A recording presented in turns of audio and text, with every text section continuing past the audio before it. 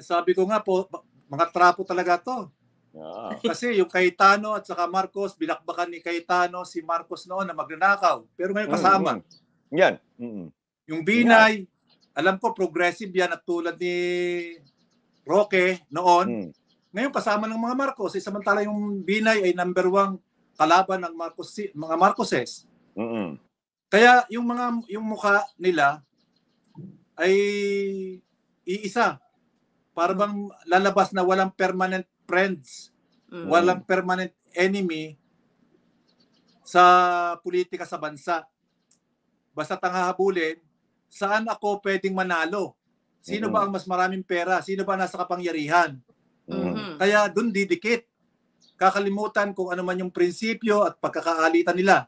Kakalimutan kasi ang mas mahalaga, manalo, kahit sino pa yung sasamahan. Yan. Yun ang importante sa kanila ngayon eh. Ako yung tumatabi sa dalawang ilog, Kalodi, yung isang kapatid, ikaw ba'y nalilito ron? Sinasabi? Ako hindi nalilito doon kasi yun naman ang katangian niya talaga. Kasi siguro, gusto niyang kuhanin ang boto ng mga Duterte, kuhanin ang boto ng mga Marcoses. Kasi secretly, malamang may usapan yung mga magkakapatid na yan na hayaan nyo lang ako.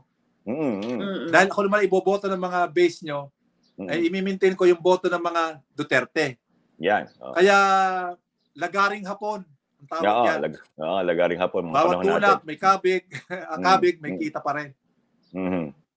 At yan ang klase ng mga tao na walang pinaninindigan.